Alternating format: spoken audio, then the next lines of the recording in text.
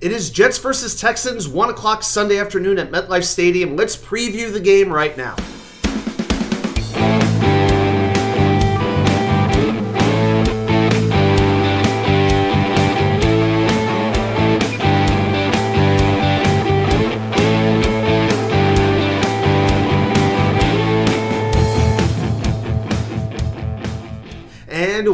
Well, welcome back to New York Sports, WickerMedia. I'm Watch2K99. Thank you, as always, for taking the time to watch these videos. I'm obviously not in the Wicker chair. No, I'm in the Williamsburg chair in a hotel room in Williamsburg, Virginia today.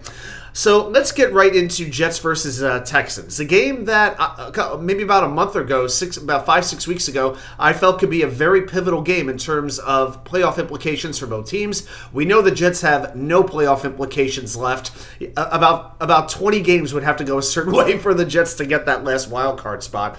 But it's going to be a very interesting match. You've got a quarterback matchup of two number 2 overall picks, which is amazing and depressing to think about at the same time. But let's preview the match. First of all, when the Texans have the ball against the Jets defense, when it comes to cjstroud, what can you say?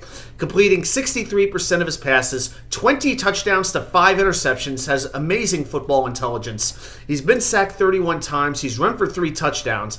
And through 12 games, Stroud is leading the NFL with 3,540 passing yards. Now, if you pace that for the rest of the year, he would be throwing for 5,015 yards for the year, which would be a rookie record. 5,000 yards, that's like 2 good Jet seasons, you know. I mean, we can't even get to 3,000 in a season, passing yards. But Houston averages the second most passing yards per game with 275, only behind Miami. They have 8 players with 100 receiving yards or more. So Stroud is very much like a point guard. He knows how to distribute the ball. He's very good at recognizing an open receiver, taking what the defense gives him, something Zach Wilson has just never been able to do in his 3 years in the NFL.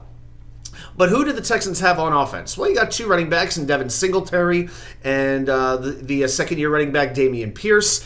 And they loaded up on pass catchers. You've got nicocollins, number 12, the number 1 target. 59 catches, 991 yards, and 6 touchdowns. So earlier there was this sort of narrative I saw that cjstroud was doing it with no wide receivers. No. It's just that he didn't have wide receivers who people really knew. But they will know nicocollins very soon. Now, Tank Dell, somebody I wanted on the Jets very much, fractured his leg this past week. He is out for the season, but he had 709 yards and 7 touchdowns. Just had an amazing connection with Stroud, and now Houston is going to have to find another way to move the ball down the field. Well, you've got Robert Woods, the veteran, number 2. He's there. Noah Brown, number 85, also at wide receiver. A little bit banged up with a knee injury. He is expected to go, but he has 21 catches on just 30 targets, 438 yards. But here's the thing with Noah Brown. He is their home run hitter. He is what McCole Hardman should have been for the Jets. 12 plays of 20 yards or more. So that's pretty good.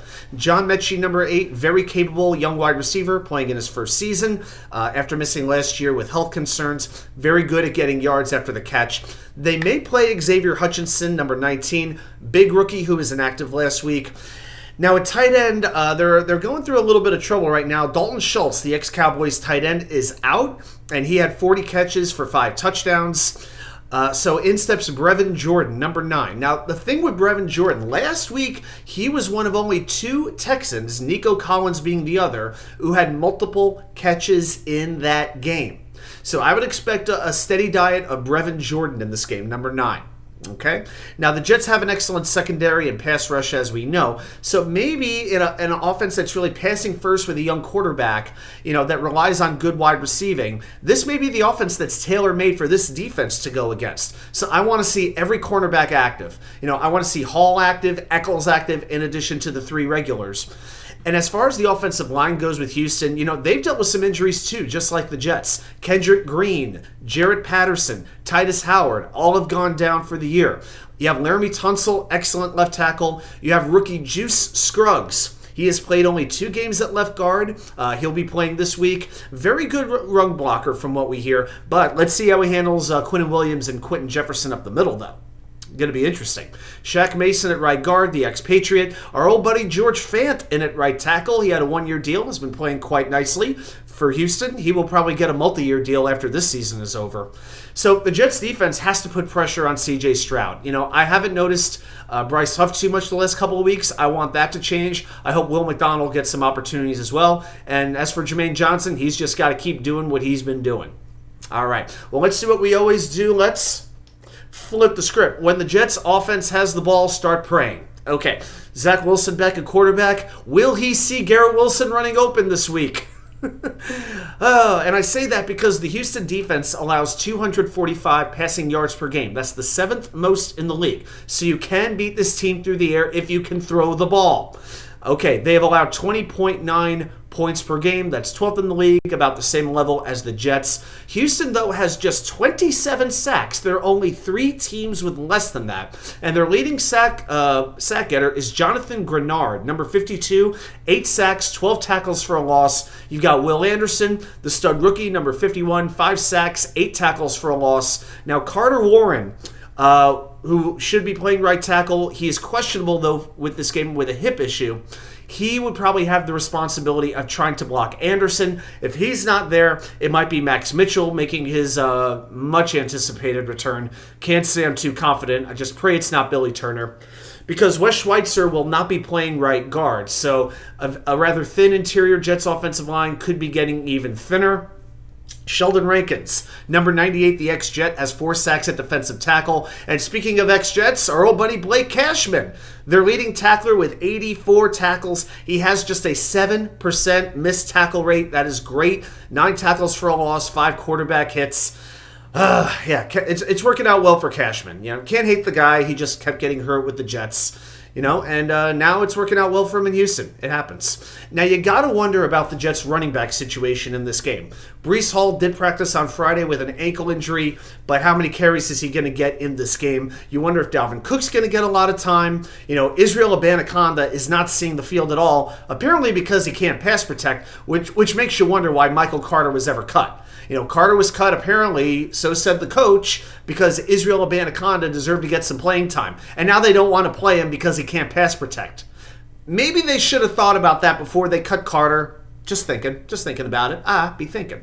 In the secondary, though, Houston has 2 pretty good cornerbacks. Derek Stingley has 4 interceptions. Steven Nelson has 3 interceptions. I mean, expect Stingley to try to cover Garrett. I mean, he's still no Saucegardner in my mind, but still good. Very good safety combination in Jalen Petrie, number 5, last year's second rounder, and Jimmy Ward, number 1, who came over from the 49ers. Now, Petrie's been a little susceptible on pass defense. Ward has missed a couple of games, missed a little practice time.